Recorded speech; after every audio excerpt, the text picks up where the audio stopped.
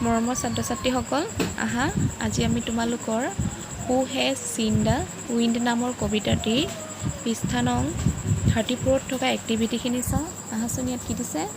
Activity 1ত কি দিছে চোৱা, listen and say this words after you teacher.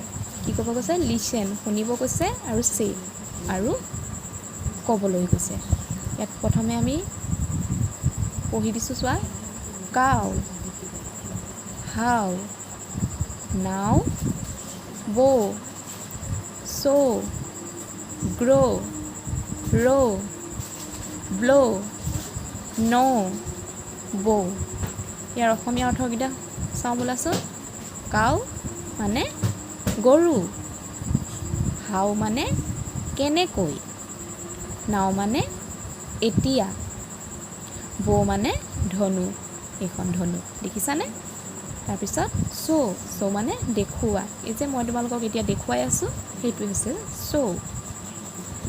গ্ৰ' মানে গজি উঠা নতুবা বাঢ়ি অহা। ৰ' মানে শাৰী, এইটো এটা শাৰী, এইটো এটা শাৰী দেখিছানে? ব্ল' মানে বতাহ যে বলে তাকে কৈছে ব্ল'। ন' মানে জনা। বৌ মানে ধনু। ইয়াত এতিয়া চোৱা, এখন ধনুৰ ছবি দি থোৱা আছে, লগতে কিন্তু কাঁড়বিলাকো দি থোৱা আছে দেখিছানে? এই কাঁড়বিলাকক কি বুলি কয়? এৰ'। কি বুলি কয়? এৰ'। এতিয়া এইখিনি তোমালোকে চাই লৈ ঘৰত অলপ অনুশীলন কৰিবা। এতিয়া 2 নম্বৰ এক্টিভিটি চাওঁ আহাচোন।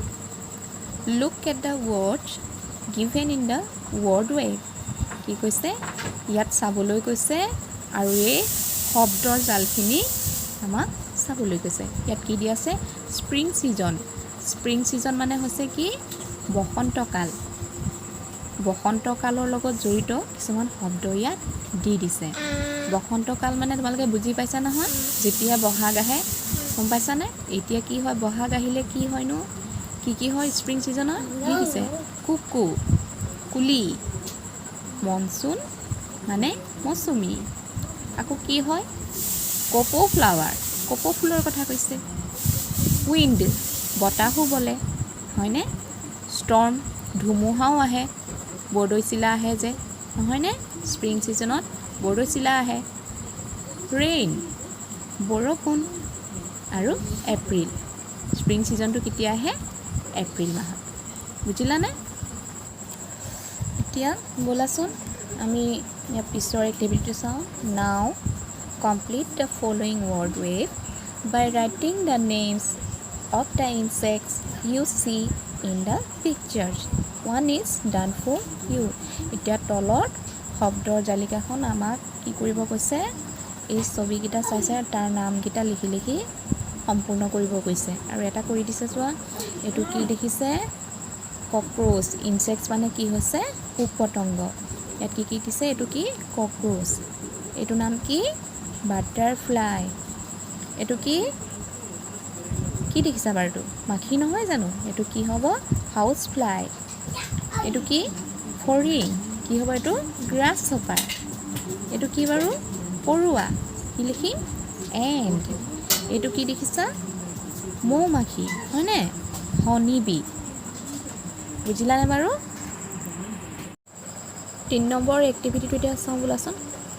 Read the sentences in box A. We can join each of them with a matching part in box B by using the word but. One is done for you. এতিয়া তলৰ এ বাকচত থকা বাক্যখিনি আৰু বি বাকচত থকা বাক্যখিনি একেলগ কৰিব দিছে। মাজত কি শব্দ ভৰোৱাই? বাট শব্দ ভৰোৱাই। এটা তোমালোকক কৰি দিছে চোৱা। The grasshopper has wings but the ant does not. ফৰিঙৰ কি আছে? পাখি আছে, কিন্তু পৰুৱাৰ নাই।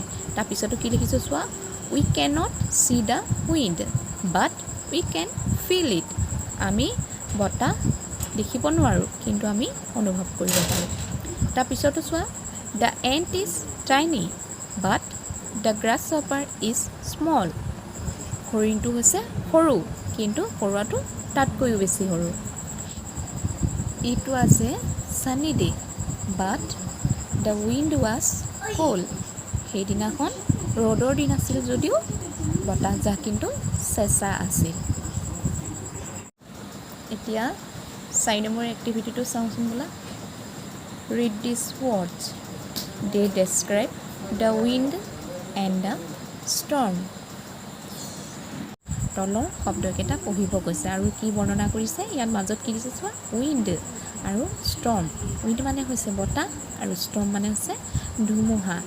এই দুটা শব্দক বৰ্ণনা কৰিছে। এইখিনি শব্দই উইণ্ডক বৰ্ণনা কৰিছে আৰু ষ্টৰ্মক কিহে বৰ্ণনা কৰিছে, এইকেইটা শব্দই।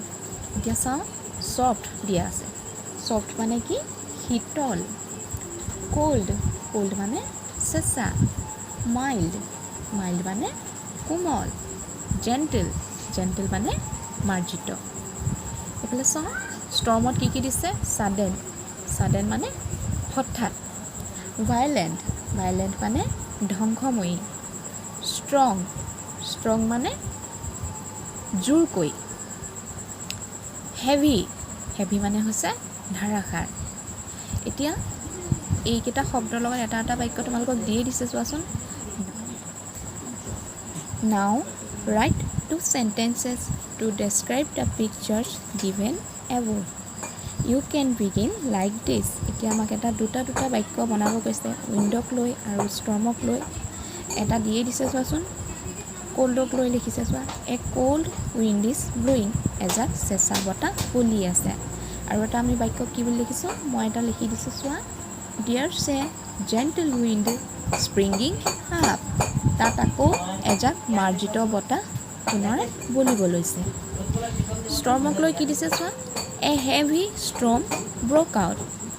এজাক হেভি, হেভি মানে হৈছে কি, ধাৰাসাৰ ধুমুহা কি হৈছে, বলিছে। ধাৰাসাৰ মানে ধুমুহা বলিছে, যি নেকি কি কৰিছে, ধ্বংসও কৰিছে।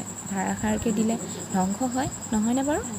আৰু এটা আমি কি বুলি লিখিব পাৰোঁ, ছাডেনলি এ ষ্টৰ্ম কেম আপ। হঠাৎ এজাক ধুমুহা আহিল। বুজি পালানে? আজিলৈ আহোঁ তেন্তে এইখিনি এক্টিভিটি তোমালোকে ভালদৰে মন কৰিবা আৰু ঘৰত বহীত লিখিবলৈ যত্ন কৰিবা। ধন্যবাদ।